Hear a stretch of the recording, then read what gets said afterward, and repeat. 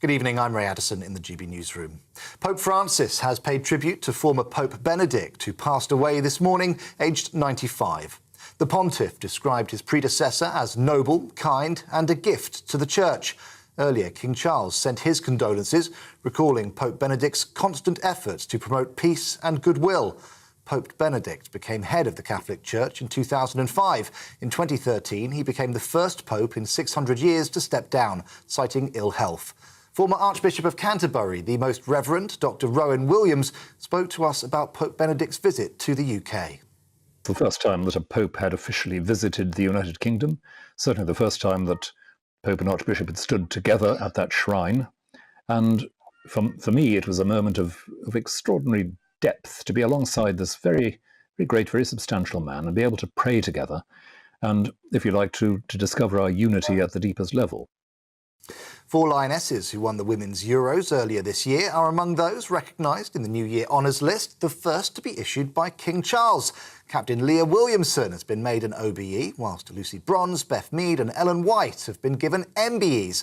GB News' presenter Anne Diamond has received an OBE for services to public health and charity, and Queen guitarist and animal welfare campaigner Brian May has received a knighthood. The government has confirmed that anyone travelling directly from China to England from the 5th of January must show a negative COVID test before departure. There are no direct flights from China to Scotland, Wales or Northern Ireland, but the government says it will work with devolved administrations to ensure that measures are implemented there. It's amid concerns of surging cases in China following an easing of restrictions.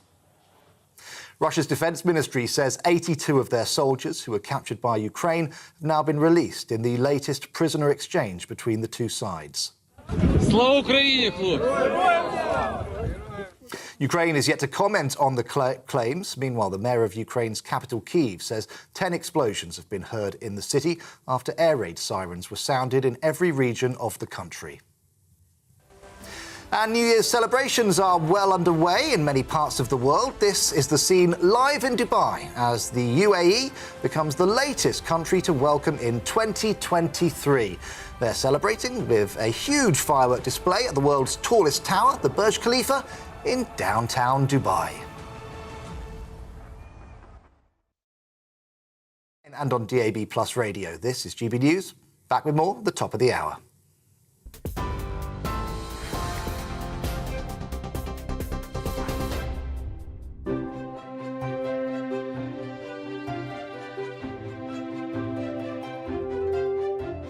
Hello and welcome to GB News Christmas Special, remembering our Queen with me, Alastair Stewart. For the next hour, I'll be joined by a host of guests who knew Her Majesty personally, those who worked with the Queen and royal experts, and we will pay tribute to her life of service as we all embark upon our first Christmas without her and the first under our new King.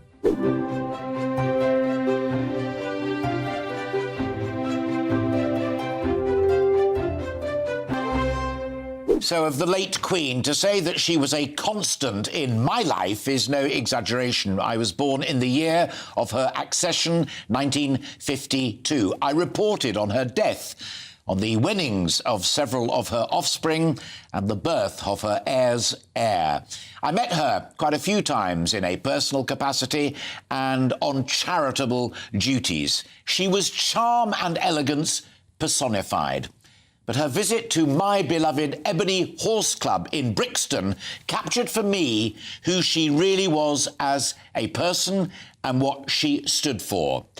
As far away from Buckingham Palace as imaginable, she visited because her daughter-in-law Camilla is president and royal patron of the Ebony Horse Club. She met lots of young children, many of them from the wrong side of the tracks, learning all about what she knew so very well, highlighting that anyone can thrive in life if they're supported and encouraged, and that they will find no finer creatures in life than some of her beloved horses and ponies. Now, there were lots of dignitaries there too, but for her it was all about the children and the horses. She seemed totally at peace and in her element. And that is how I will always remember her our late Queen, a good woman and a lover of horses.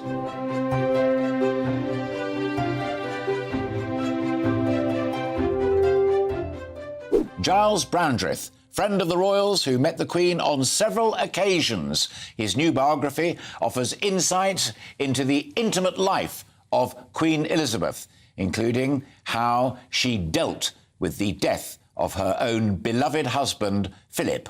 I spoke to him about his new book, and he paid his own tribute to the late Queen Elizabeth. Giles Brandreth, your latest book is about friendship, it's about love, it's about working together, but also it does exactly what it says on the title page. It is an intimate portrait. That's what I wanted to achieve. A couple of days before the Queen's death, I happened to be at Windsor Castle in the Royal Library, and there they showed me a portrait of Elizabeth I. First of all, a reminder that we've had a royal family in this country for more than 1,000 years. And they said to me, this portrait of Elizabeth I, it was one that she sent to her brother, Edward VI. They were both the children of King Henry VIII. And with the portrait went a letter from Elizabeth I, written in her beautiful handwriting, in which she said, "I'm sending you this outward image of myself, but I would love to share with you my inward mind." And I thought to myself, I'm writing this book, wouldn't it be wonderful to try and reveal to people the inward mind of Elizabeth II? We all know what she looked like, but what was she really like? And since I was lucky enough to meet her many years ago, first time was the 2nd of May 1968, I can give you the date because I keep a diary, and she won't have remembered the people that she met, most of them, because she met tens of thousands of people, but anyone who ever met the Queen can remember that moment. And because I keep a diary, I kept a record of all my encounters with the Queen, and there were many over the years. From that first encounter, when I was a student, aged 20, at Oxford University, she was 42, she came, and the first thing I noticed was how the atmosphere in the room changed. Nobody was ever normal with the Queen. There was a kind of invisible moat around her, and yet she was always normal herself. She was always herself. But everybody else responded in a different way. The other thing I noticed on that first day was I reprimanded the President of the Union, William Waldegrave, who was a couple of years older than me, because we were going into the Oxford Union. He wasn't carrying her umbrella. It was raining. And I said to him, "You should have carried the Queen's umbrella." He said, "Oh, no, no. Her Majesty insists on carrying her own umbrella, otherwise the rain trickles down her neck." So I wanted to write a book that showed you what she was really like. I think you have done that, but it also touches upon another very, very serious point. This relationship began with the late Duke of Edinburgh, and that was as a result of shared interests and working. It wasn't court frippery or queuing up at some line-up to shake hands and be introduced. This was you and him caring passionately about something that very few people would have thought of immediately as being a shared passion between the late Duke of Edinburgh and Giles Brandreth. Well, I met the Duke of Edinburgh because I got involved in a charity called the National Playing Fields Association, now Fields in Trust. And the reason the Duke of Edinburgh was involved is that it was founded by the Queen's father, who became George VI when he was Duke of York in the 1920s. And it was to look after playing fields, playgrounds, recreation, sport for young people. And the Duke of Edinburgh took it on as his first national charity when he married Princess Elizabeth back in 1947. And it was his passion project. And I became involved and got to meet him and found he was a very different person from the caricature that most of us got to know. And he asked me to write a short biography of him, which I did, which was quite challenging because I had to take it into him and he had to, he corrected it and it was all a bit frightening. But through him, I got to meet the Queen, and then later when I was a member of Parliament, I got to meet the Queen officially. And to see their relationship was fascinating at close hands. They weren't lovey-dovey in the modern way. There are no photographs anywhere of the Queen and Prince Philip holding hands or kissing, but they were a team. What was extraordinary about the Queen is when she made a commitment, she kept to it. I think one of the reasons that people were so moved when she died wasn't simply our longest-serving monarch, wasn't simply to see somebody whose commitment was so real over so many years, was that clearly he was a rather unusual person. In a dark world, you watch the news, see what's happening in Ukraine, you think, actually, here's somebody who was good. And I felt at the time of the funeral, people were almost reaching out to touch that goodness, whatever generation they were. Somebody was consistent, kind, kept their word. And her marriage to Prince Philip was extraordinary, and she accepted him for who he was. And I think they accepted each other for who they were. You are one of the most well-read people I know, and you've written a number of really impressive biographies and books about the royal family. Were there lines in producing this that you imposed upon yourself that you could not cross, that there were restrictions that you placed upon that because you had that intimate and private access over the years? That was quite a challenge, because I didn't want to put particularly ladies in waiting, people who've been around them, in a difficult position, and I didn't want to quote anybody anonymously. So that was the challenge. I decided not to show the book to living members of the royal family before publishing it, which I did with my Duke of Edinburgh book, for two reasons. One, I thought, actually, I don't think they'll want to read it. The reason I say that is that somebody told me that they had, when the film The King's Speech came out, it was rather a moving film about George VI and his speech impediment, somebody said to the Queen, "It's a wonderful film, you should see it." And she said, "Well, why would I want to? It's about my parents. I knew them." And this is a book for people who don't know the Queen, to show her to you, so that maybe people who did know her, why would you want to read it? Well, there are a number of revelations, as it were, within it, and it's been serialised in one of the newspapers as well as being available, and I thoroughly recommend people to get a copy of it and read it from cover to cover. Perhaps the most shocking revelation is that the death certificate says that she died of old age. Not so. I don't think it's shocking. I felt I was writing a biography, and it has to go from birth to death. And so I was simply reporting that I had heard that she had a form of a bone marrow cancer. But I wasn't surprised. Indeed, I predicted that the death certificate would say old age, because when a patient is over the age of about 80, and when the person signing the death certificate has been their doctor for some years, that is one of the options that is open to them. And indeed, that was the case with the Duke of Edinburgh. So I felt, as a reporter, because it is a biography, I should put what I knew on the page. But you're right. Are you intruding on people's privacy? And in a sense I am, because I'm quoting from conversations with the Queen, which I would not have done during her lifetime. But I've done it because I wanted people to know, people I think did know how compassionate she was, and also how sharp she was, but they maybe didn't realise what a wry sense of humour she had. We got a flavour of that when we got, most recently, only earlier this year, you know, the Jubilee, the wonderful Paddington Bear sketch. But she did have this wonderful sense of humour, and she had a side to her which we didn't often see. She was quite a shy person, I think. And as happens sometimes with actors who are shy, they come to life on the stage. And I did have an interesting conversation with her about the war years.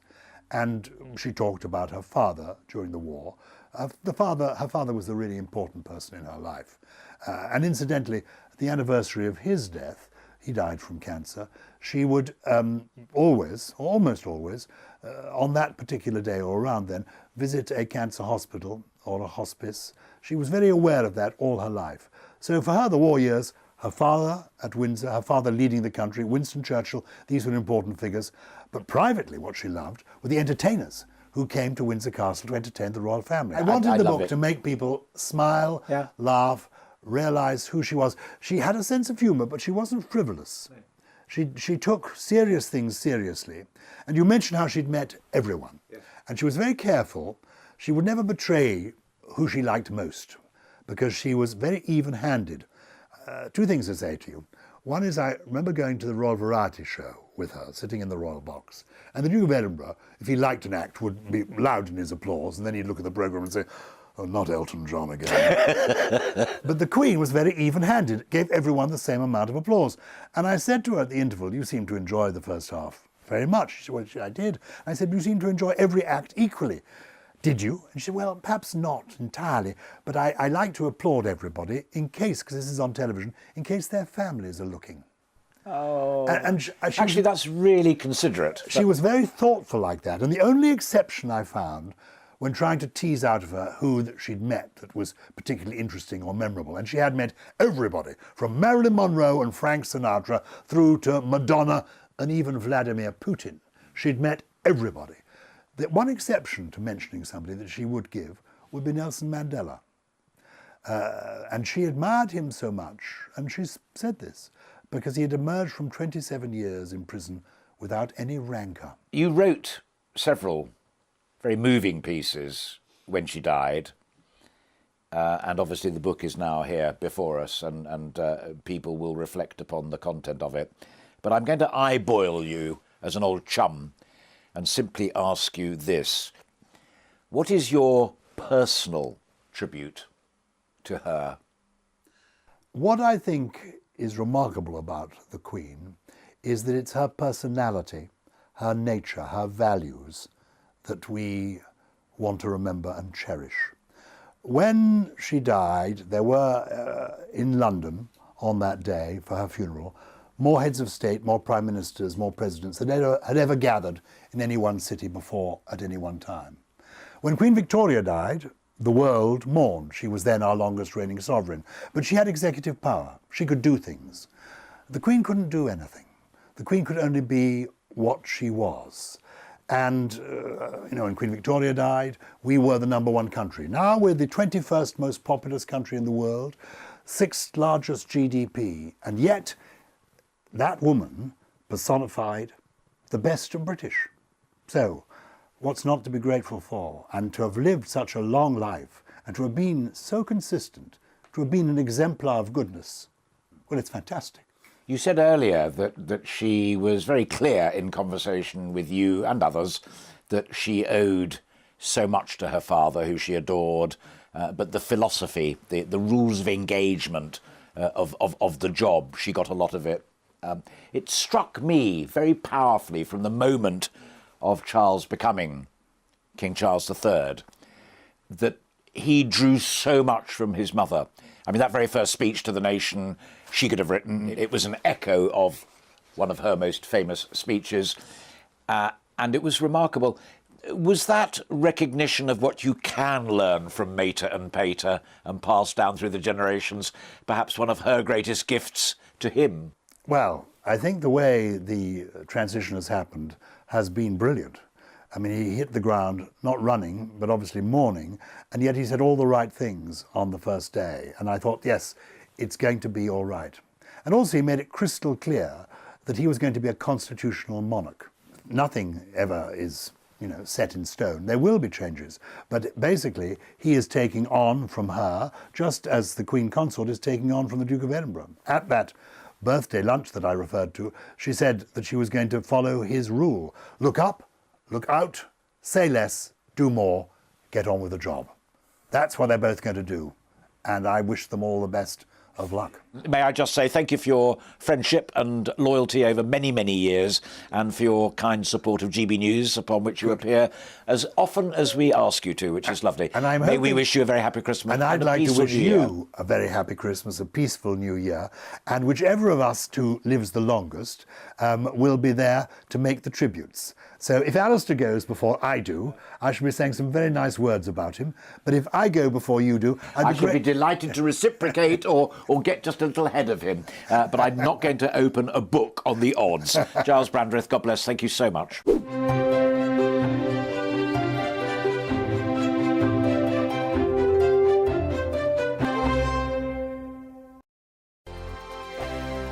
Monday to Thursday, 9 p.m. till 11 p.m. Join me, Dan Wootton. I'll bring you the sharpest takes and hottest debates. Do you not believe in prison? I don't believe in prisons. I'm completely stunned. I guarantee you there'll be no spin, no bias, no censorship. I actually was personally quite offended by it. And no reason to go to bed. So I guess they've always been quite woke. That's Dan Wootton tonight on TV, radio and online. Monday to Thursday from 9 p.m. till 11 p.m. on GB News. The People's Channel, Britain's news channel. Every morning from 6 o'clock, we'll wake you up with GB News Breakfast with all the stories you didn't know from the night before. So whether it's serious news, entertainment, or your own views from all over our great nation, we're here to kick off your day with a smile. The national media should be reflecting and reporting what's happening here. You will notice the northwestern accents. Whether you're with us on TV, radio, or online, every morning it's breakfast from 6 a.m. Hope you can join us.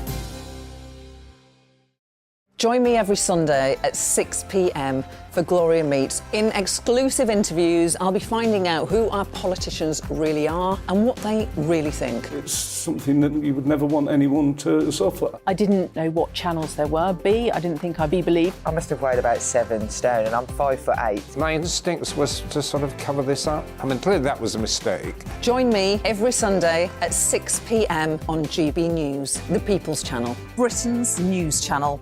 Hello there, it's Eamon Holmes here from Breakfast on GB News. We're not just on your television and your screens, you know. We're on DAB plus digital radio, so you can listen to your favourite shows on the move. If you've not yet listened to GB News Radio, it's very simple. We're on your radio player and tune-in apps, on your smart speaker, phone or tablet, or online at gbnews.uk. Take us with you wherever you go. GB News Radio. You never have to miss a moment of the People's Channel.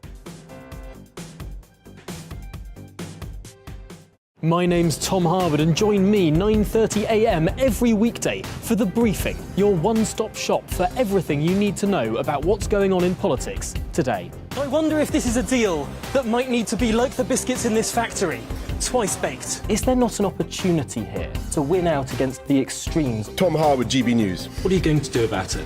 Things should have been done differently, and they certainly are being done differently. Don't miss it. The Briefing with me, Tom Harwood, 9:30 Monday to Friday on GB News. Hello, I'm Simon Evans. Join me on GB News for Headliners at 11 p.m, where I'll be joined by two of the country's top comedians as we take a look at tomorrow's newspapers tonight.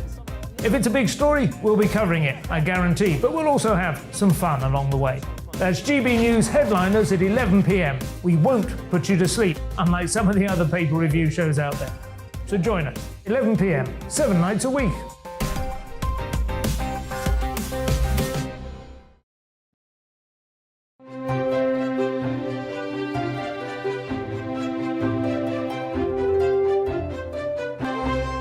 Welcome back. In June this year, the whole of the United Kingdom joined in what was the biggest party of the century as we marked the Queen's magnificent 70-year reign, making her the longest ever serving monarch. The Platinum Jubilee saw a weekend full of events, including the historic Trooping the Colour, a service of thanksgiving, and the Platinum Jubilee party at the Palace. During the Jubilee weekend, the Queen missed a number of events due to ill health, but the world was surprised when she, along with the other working royals, made an appearance on the balcony at Buckingham Palace to wave to thousands of well-wishers and, of course, watch her beloved red arrows fly over the palace. Well, joining me now to take a look back at the whole weekend is royal commentator and expert, my good friend Jenny Bond. Jenny, with respect, you are literally one of those been there, done it royal correspondents. But did you ever, in your deepest dreams and imaginings, think you'd be covering this amazing Jubilee event? Oh, my goodness me. No, I don't think, even with the best will in the world, many of us thought that the late Queen now would manage to reign for a full 70 years and that grand old age, take part, however minimally, in those wonderful celebrations. It was a fantastic event. What struck me as well, and I wonder if it struck you too, was that it was a magic mixture of the formal, the traditional, and the very, very informal out on the streets of Her Majesty's kingdom. Yeah, in many ways it followed the pattern of previous Jubilees. There is a sort of routine to it, but there was a special joy about this one, a celebration unlike any other, as you say. And it's a wonderful mix of the bizarre, isn't it, and the pageantry, the formality, the informality, the craziness of that concert, and the magic moment, obviously, of seeing Her Majesty the Queen having tea with Paddington Bear. I mean, that's the moment that I remember. The rest of the family played a blinder as well, particularly the children, the very young children as well. I mean, it was clearly a family outing, but goodness me, it was a very cleverly constructed tableau of this family, and it nodded toward the future. Yes, it did. Yes, I think everyone remembers the pictures of Louis rather misbehaving as the concert progressed. It was a long concert for children to sit through. And it was lovely to see little Louis sitting on his grandfather's knee. Charles looked very at home looking after the kids.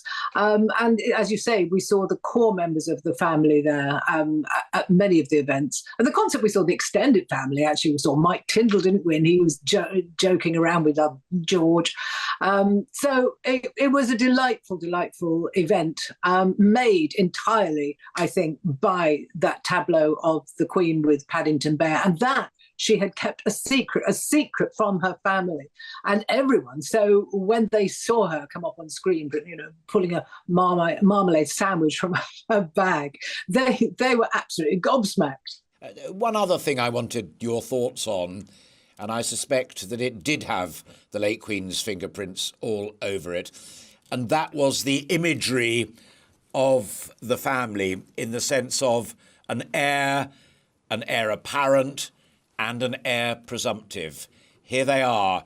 Here are the special ones. Here are the ones who will carry on the good work. Yes, I think it had the Queen's fingerprints over it, but also Charles's. We've all known that Charles has been intent on making it known that he thinks that the monarchy should be slimmer, sleeker, fewer, whatever you want to call them, hangers on, fewer of extended family, and a core of working royals.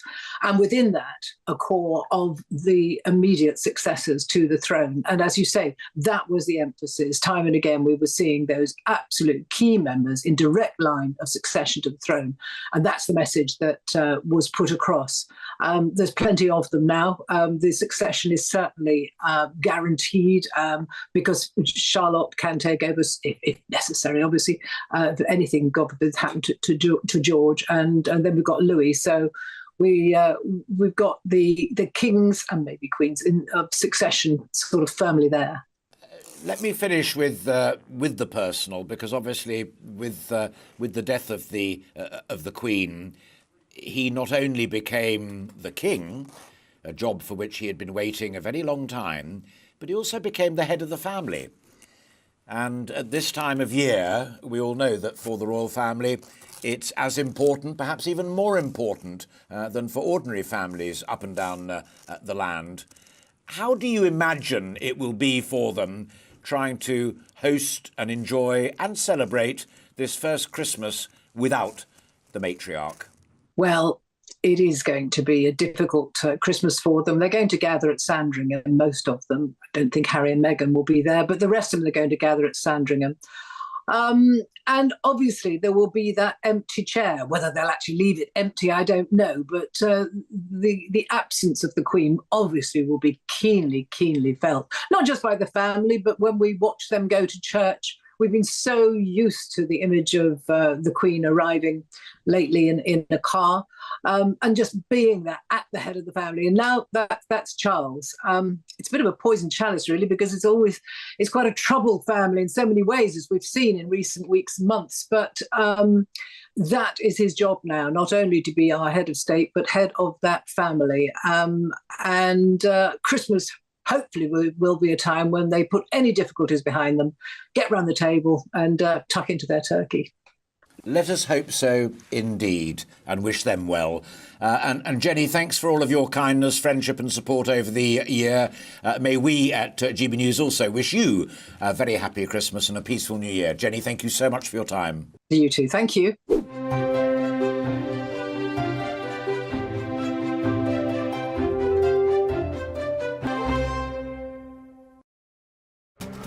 This year on GB News, we've got brand new members in the family. Join us. Across the entire United Kingdom, we cover the issues that matter to you. GB News will always stay honest, balanced and fair. We want to hear whatever is on your mind. And we don't talk down to you. The establishment had their chance. Now we're here to represent you. Britain's watching. Come join us on GB News, the People's Channel. Britain's news channel. We are GB News, and we'd like to say thank you to each and every one of you for bringing us your conversations, for helping our great nation find its voice. We are here for you on radio, television and online, across England, Scotland, Wales and Northern Ireland. It's not the BBC, you actually get your facts right. We are proud to be GB News, the People's Channel, Britain's news channel. Hi there, it's Stephen and Anne. At breakfast from 6 a.m, you'll always be caught up with everything you need to know, the latest headlines, opinions and debates. We'll bring you the good news and the bad, but most of all, we're here for you. Remember, send in your views and let us know what you would like us to talk about. That's because we're your news channel. And every morning at 6 a.m, it's breakfast on GB News. Monday to Thursday on GB News, it's Bev Turner Today from 10 a.m. We're going to be here for you, our GB News family, to keep you up to date, but also make you smile. There's a guy who went from puberty to adultery. And I can't wait to bring a few of my own opinions. I have no time for cultural totalitarianism. We'll engage in passionate, but always polite debate, with your thoughts and opinions at the centre of it all. Only on GB News, the People's Channel, Britain's news channel. Join me, Nana Akue, Saturday and Sunday afternoons on GB News. Expect fiery debate and passionate discussion as me and my panel tackle some of the biggest topics hitting the headlines. It's a place for everyone's opinion.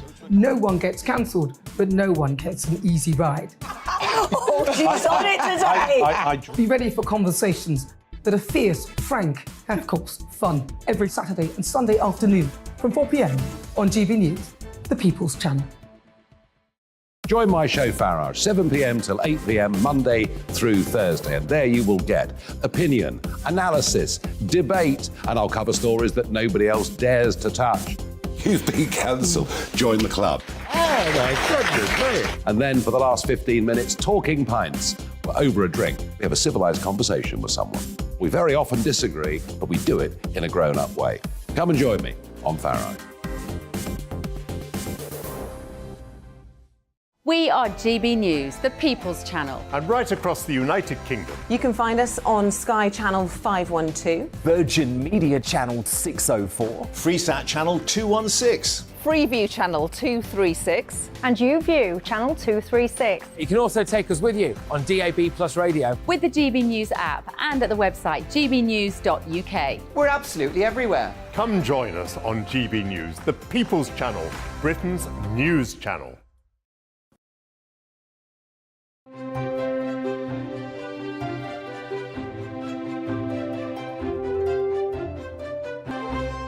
For many of us across the United Kingdom and Commonwealth, the Queen's speech was a staple of Christmas Day festivities. Christmas, in her own words, was like no other, and her familiar elegance and reassuring presence will surely be missed. With every address that she delivered, Her Majesty would share her personal reflections on the year that had passed, touching on everything from global events and current issues to national highlights, personal losses or gains.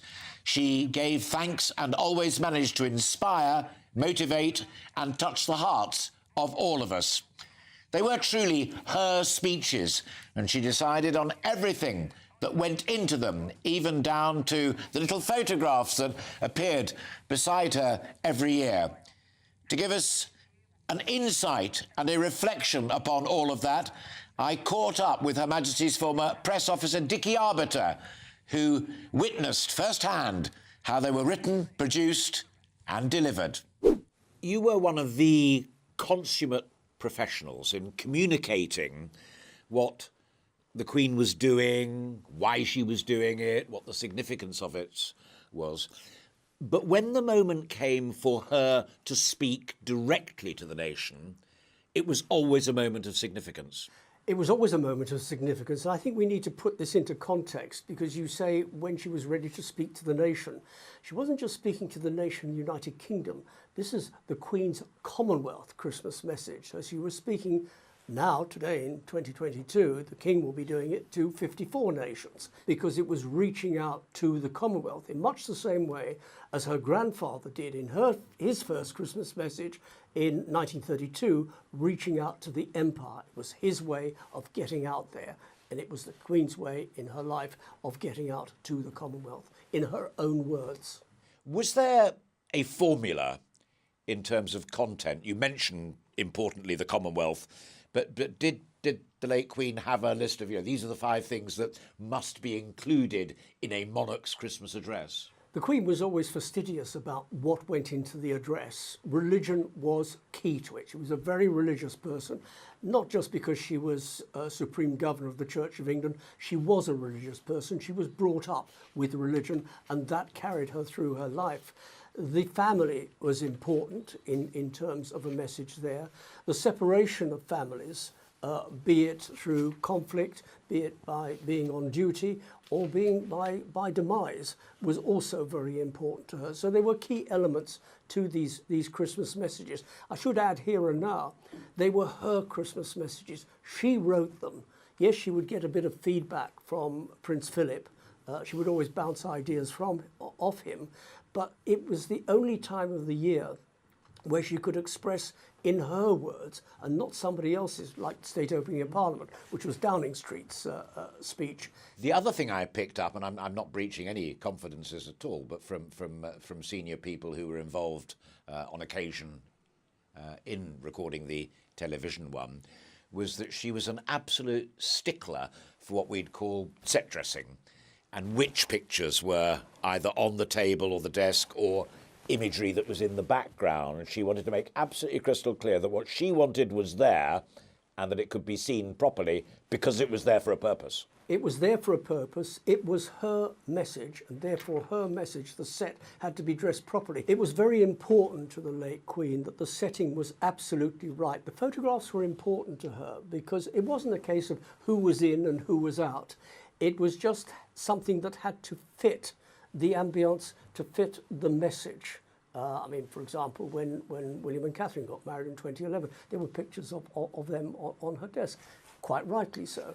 That was her choice.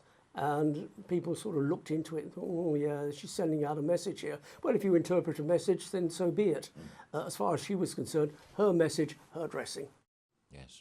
When she addressed the nation during the pandemic, there were lots of people in the media and in the world of politics saying this is something that uniquely she can get right, because we're all having a tough time of it. We're losing loved ones. We're not being able to go out and about. We're in dire economic straits and all the rest of it. She's the only one who can get it right. And goodness me, thanks to Vera Lynn, she got it absolutely spot on. She was spot on, and she is like everybody else. She's being locked in, can't move around in the way that she would want to, can't do her engagements in the way that she would want to, and is locked in with Prince Philip. And incidentally, that particular period of COVID is the longest period that both she and Prince Philip had spent together in their 73 years of marriage. So it was unique in that respect. But it was an opportunity for her to talk to people about not just how she felt, but how the country felt and how we must all work together to beat this evil virus. And who can forget on the 5th of April 2020, those immortal words, we will see our friends again, we will see our families again, we will meet again. She got it absolutely right, and those immortal words will live on forever and a day. You mentioned right at the beginning of the conversation, Dickie, and I want to return to it, that to the late Queen, the religious, the faith dimension of Christmas was tremendously important, and on several occasions you alluded to the enormous importance of family to her and to that family itself. This is the first Christmas, of course, without her. Many duties will fall to King Charles, not only as head of state, but also now as head of that family as well. And the final point I want to pick up is the one that you made just then about traditions. And when it is a traditional thing, she gets that right, but there is a little latitude on other occasions. Christmas, for her, was a perfect mixture of both. And she liked the traditional, she liked the old stuff, and she wasn't averse to a little bit of the new. What will Christmas be like this year in your imagination? For me, the Queen will be missing. I'm still trying to come to terms with the fact that she is no longer with us. But having said that, watching the King, he hit the ground running shortly after she died. And he's been doing an incredible job, as has the Queen Consort. So we have to move on. as she would wish. The King's message will be probably in the same vein, family, religion, because he is religious as well. He is another one-take person. When I was working for him as his press secretary, many times we'd go and do pieces to camera, particularly for the Prince's Trust, and it would be one take. If he wanted to do something again, it was because maybe a bird had tweeted or something had dropped. But he is a consummate professional when it comes to television and addressing, as we saw after the death of his mother. So it will be a different message, but it will carry the same message, the message of religion, the message of Christmas, the message of the family. We will see the King in a new light. The family will mean a lot to him, the loss of his mother, and I'd be surprised if there wasn't mention of his mother in his Christmas message. Well, I'm sure you and I won't be alone in watching. It's one of the highest rated television programmes every year. Dickie, on a personal note, thank you for your friendship and support and loyalty to us over the year. It's always been a pleasure working with you, but particularly in recent times here at GB News. Thank you very much indeed for your kindness and your friendship. And may we all wish you a very happy Christmas and a peaceful New Year. And I wish you and all of GB News a very happy Christmas and all the very best for 2023.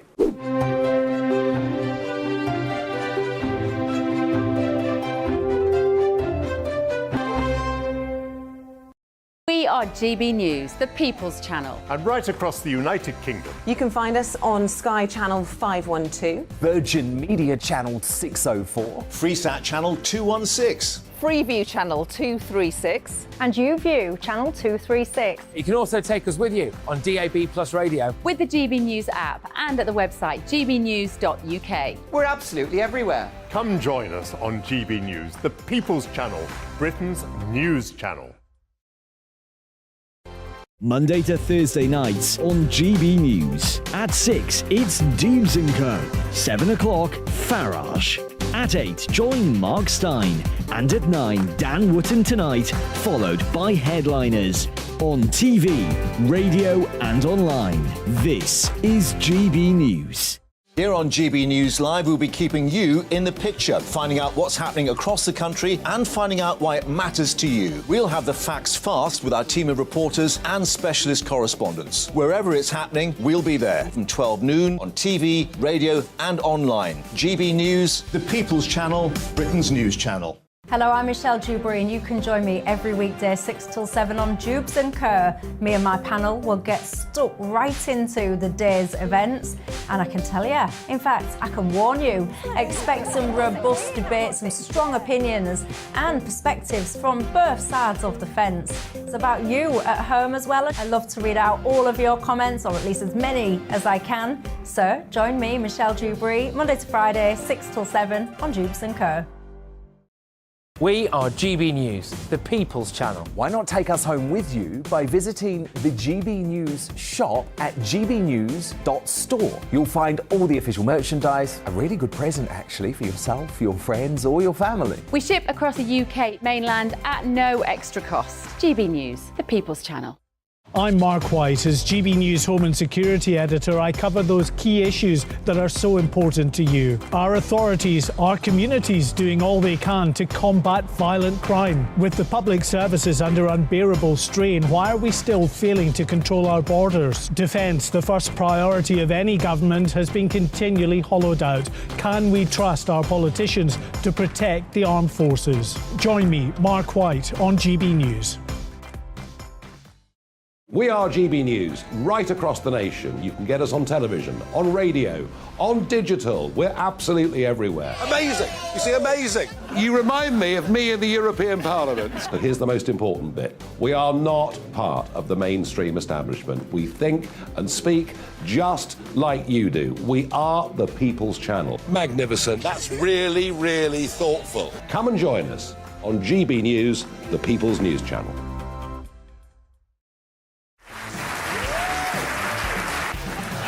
My name is Andrew Doyle. Join me every Sunday evening at 7 p.m. for Free Speech Nation, This is a show where we address current affairs and news stories of the week with the help of two wonderful comedian panellists. I brought in comics because I want to give it a lighter edge, and also they work for less. See you there.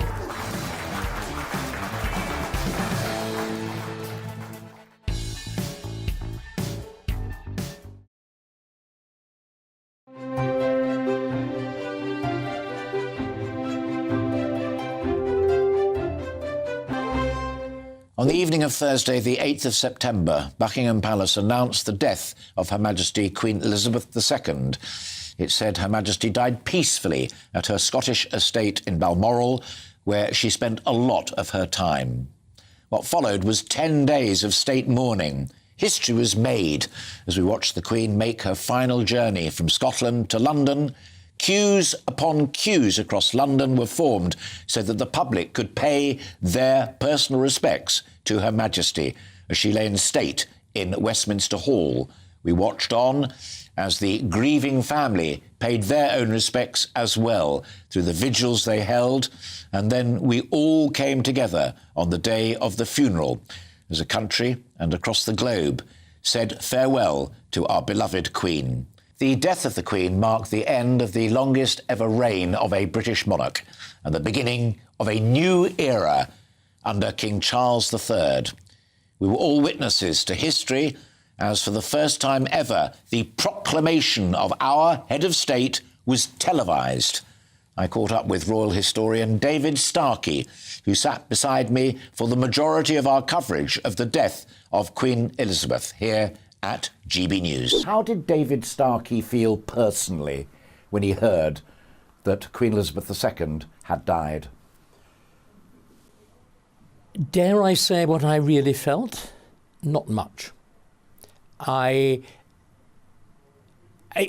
cannot do what clearly so many people genuinely felt, the sense that somebody was personal to me had gone. I didn't feel that. I didn't feel that with Diana. That was, it's this extraordinary, it's a case, in my view, of the pathetic fallacy of imagining that there's a personal connection when there isn't. But it is part of the magic of monarchy. So she comes in and out of my life, as she did of so many people. And so it's that train of memory that was triggered. And then, of course, the thought, well, actually, this now literally is history. But I think your key historic and even political point is that on several occasions during our coverage, you repeated that crucial truth which is encapsulated in that observation that we've seen in historic films, that we've read in historic biographies and what have you, and it's about the monarchy. The Queen is dead, comma, long live the King. At that moment, ping, then. Yes, it is at that moment in one sense, and we saw it very literally, immediately, and despite his very evident personal grief, the King instantly stepping into the shoes and doing it in a way that in some ways, not in some, actually, let's eliminate the moderator, that was much more dramatic than his mother. And curiously, the next area I want to talk about is the mixture of invention and the mixture of tradition for the great events that then unfolded. An awful lot of this had to be done because it was semi-constitutional, it was how it had always been done. But in terms of services and involvement and folk, her fingerprints were over all of it. Mm-hmm. Personal choices, personal decisions, going way back. Yeah, I think it was also, again, the chance, the possibility of her dying in Scotland had already been factored in. So there was a kind of supplementary to Operation London Bridge, which was the, again, the fact that your death sounds like a military exercise, which of course it very much was. You then had all of that worked out. Again, it's very difficult because we have not actually, none of us were fully privy to the extent to which things were modified by the accident of circumstance or modified by the decisions of the King. The Accession Council where, and I think it's reasonable to remind folk who are kind enough to be listening and watching this conversation that you and I both got very excited about it, because this was a first. Yeah, totally. This was the first time the Accession Council had been televised. The Accession Council was a sort of brief abstract of the history of the monarchy and its constitutional significance, just worked out for you there. The idea that the king waits outside whilst they decide whether he really is the king. His first speech to the nation, you mentioned a little earlier on, when we were reflecting upon that on our coverage, you said he has bared his soul. We now know a little more deep down of what makes this new king tick.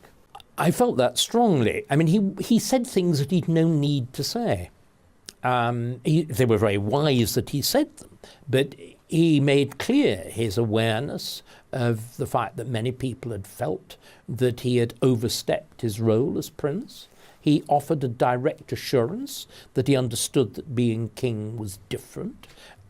He, as it were, embraced the limitations on his new role. And what is very striking, isn't it? I mean, he's had the most dramatic of tests, which is from a prime minister who proved to be, you know, this extraordinary figure who bridges two reigns but barely lasts 3 weeks, not going to the COP summit, the thing that for him represented the enduring commitment of a lifetime, simply saying, right, I can't.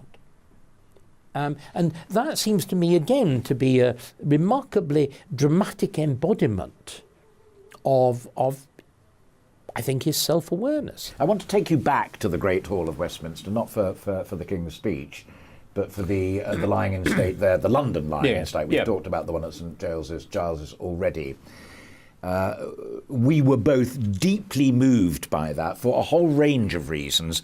The first was the sheer volume of her subjects, the citizenry, who queued, most of them queued, and waited for ages and ages and ages to get all of 4 seconds, but also the role of the family, the Prince's Vigil, the grandchildren. Talk a little about how that struck you, because it really did at the time. I remember that very poignantly. It gives you the most powerful sense of the combination of the personal and the office.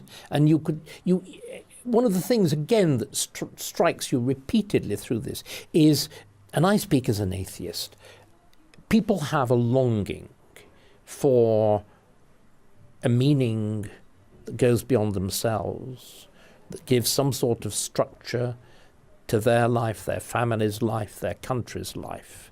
And you don't just get it in grandiose historical documents. It's that what anthropologists call the liminal moments: birth, death, marriage. And what monarchy does, of course, in the most dramatic fashion possible, is to combine the personal and the gigantically impersonal. And you could see it in the way people were reacting. The expression on the King's face.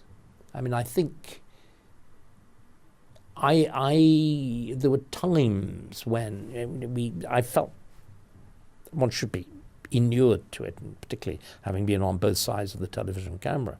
But you could see the tension. I think it was there I felt the tension most strongly between what he was going through privately and publicly. And finally, as he leads the festivities and attends church and everything else that family has always done at Christmas time, as the head of that family, as well as our head of state, he is surrounded by good people and true.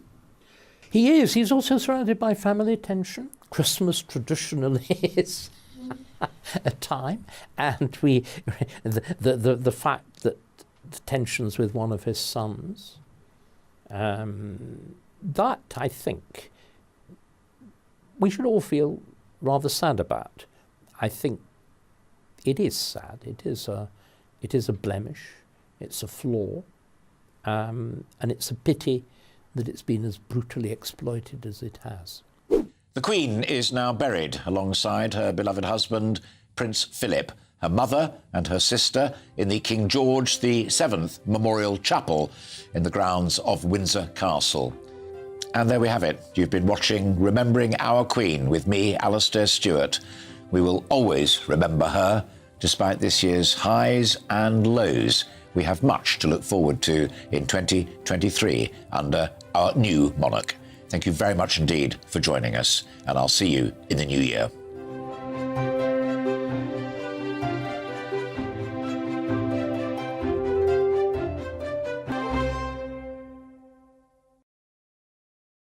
Looking ahead to tomorrow's weather, and the UK will be wet and wintry in the north, brighter and milder in the south, though there will be some showers. Here are the details.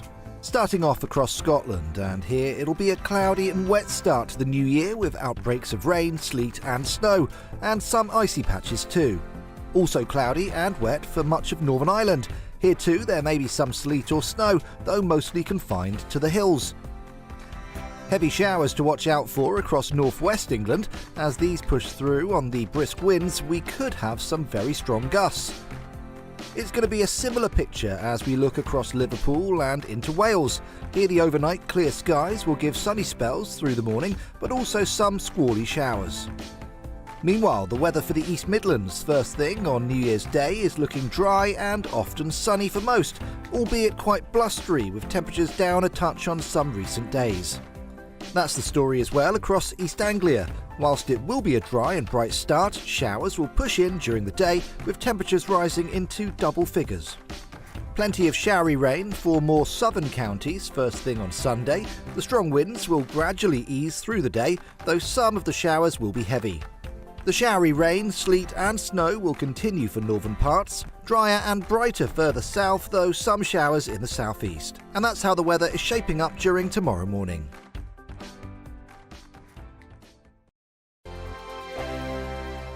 I'm Mark Dolan. Join me at 11 on GB News for Headliners, in which I'll be joined by two of the UK's top comedians discussing tomorrow's papers. If it's an important story, we'll cover it, but we'll have some fun along the way. Headliners, the late night paper review that won't send you to sleep like the others will. 7 nights a week at 11 p.m. on GB News.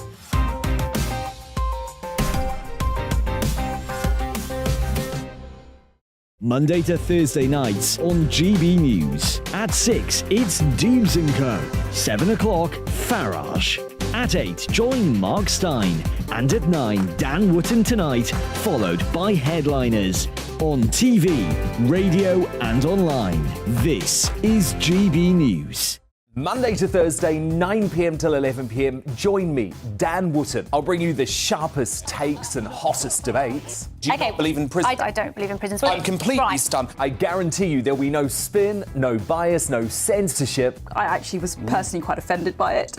And no reason to go to bed. So I guess they've always been quite woke. That's Dan Wootton Tonight on TV, radio and online. Monday to Thursday from 9 p.m. till 11 p.m. on GB News. The People's Channel, Britain's news channel.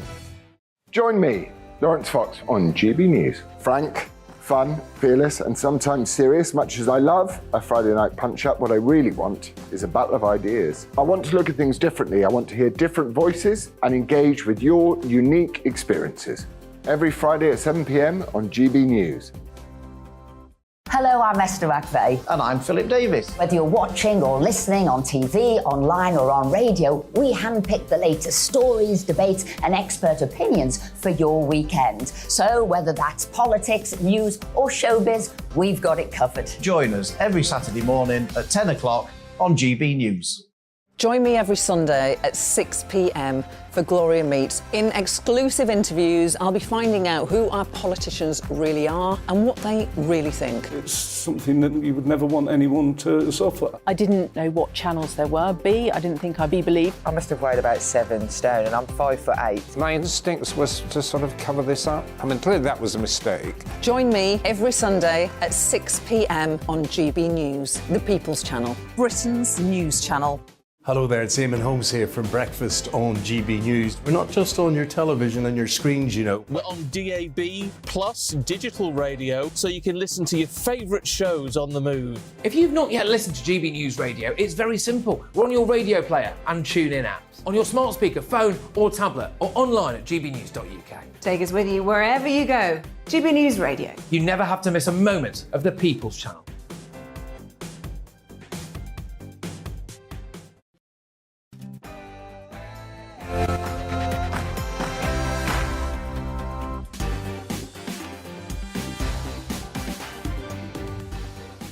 Happy New Year's Eve. I'm Andrew Doyle, in for Mark Dolan tonight.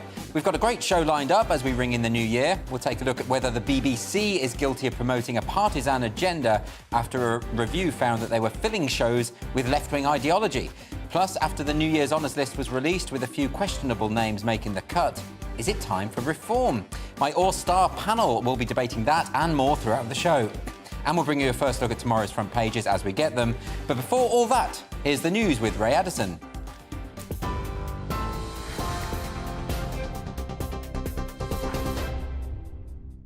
Thanks, Andrew. Here's the latest from the GB newsroom. 2 men have been charged with the murder of a semi-professional footballer who was killed on Boxing Day in Birmingham. 23-year-old Cody Fisher was fatally stabbed at the Crane nightclub in Digbeth. 21-year-old Cammy Carpenter and 22-year-old Remy Gordon have also been charged with affray. They'll appear before magistrates on Monday. A third man has been bailed while West Midlands police continue their inquiries. Pope Francis has paid tribute to former Pope Benedict, who passed away this morning, aged 95. The pontiff described his predecessor as noble and kind.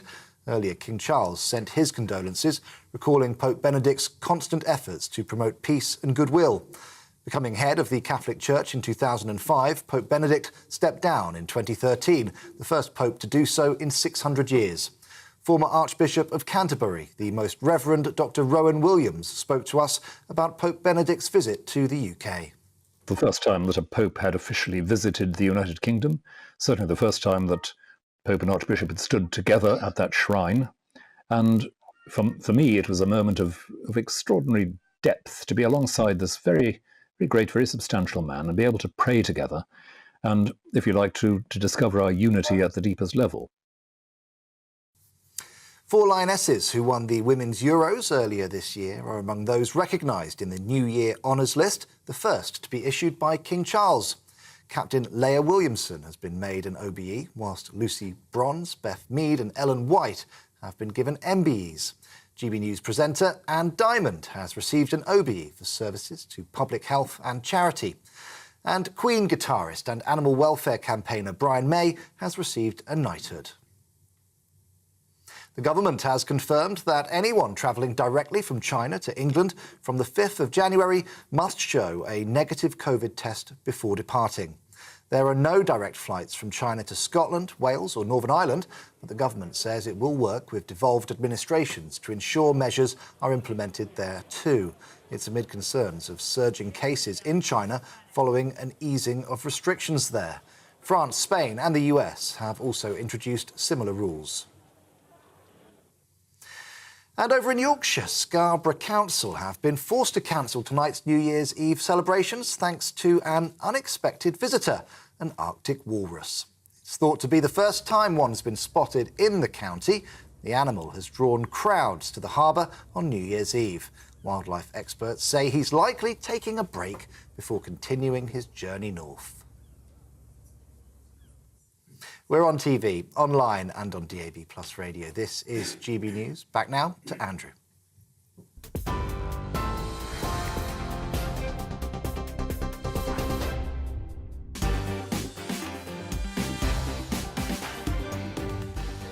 Welcome to a special edition of the Mark Dolan Tonight Show. With me, Andrew Doyle. We've got a cracking show this New Year's evening coming up. In the big question, after a review by the Campaign for Common Sense revealed the BBC was guilty of allowing left-wing ideology to seep into its programming, is the broadcaster promoting a partisan agenda? That's up at 9:20. And in my big opinion next, I'll be arguing that for all the depressing aspects of 2022, we have good cause to enter the new year in a spirit of optimism. At 10:20, I'll be sitting down with the Deputy Leader of UKIP, Rebecca Jane, as we reflect on some of the biggest moments in politics from 2022 and take a look ahead to 2023. In the news agenda, throughout the show, my all-star panel. I've got former editor of Labour List, Peter Edwards, the political commentator Alice Grant, and journalist and broadcaster Mike Parry. We'll debate the big stories of the day, including whether Christianity still has a place in modern-day Britain. Plus, we'll take a look at tomorrow's front pages. Total firecracker of a show. You won't want to miss it. Let's go.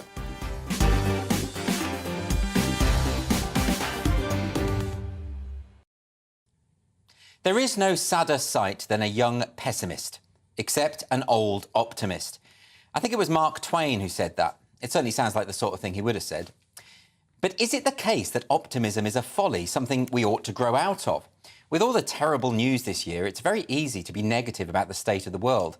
War in Ukraine, cost of living crisis, a government that changes its leader more often than Matt Hancock changes his principles.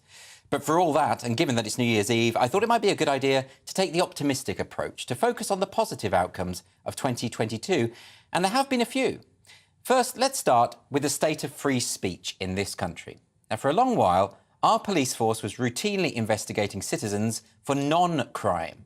All it would take is for someone to call the police and say they had read an offensive remark on Twitter, and the person who tweeted it would suddenly be guilty of a non-crime hate incident, which would be recorded on their files, often without their knowledge. And this was serious because these records of non-crimes would show up in disclosure and barring service checks and prevent people from getting jobs. But 2022 was the year which saw the end of non-crime hate incidents. This was in no small part due to the efforts of Harry Miller from Fair Cop, who fought this all the way to the Court of Appeal. At first, the police ignored the ruling, but it looks like they won't be able to ignore the law forever. Chris Philp, the policing minister, has now explicitly said that he will be instructing all chief constables to stop recording non-crime. Definitely a step in the right direction.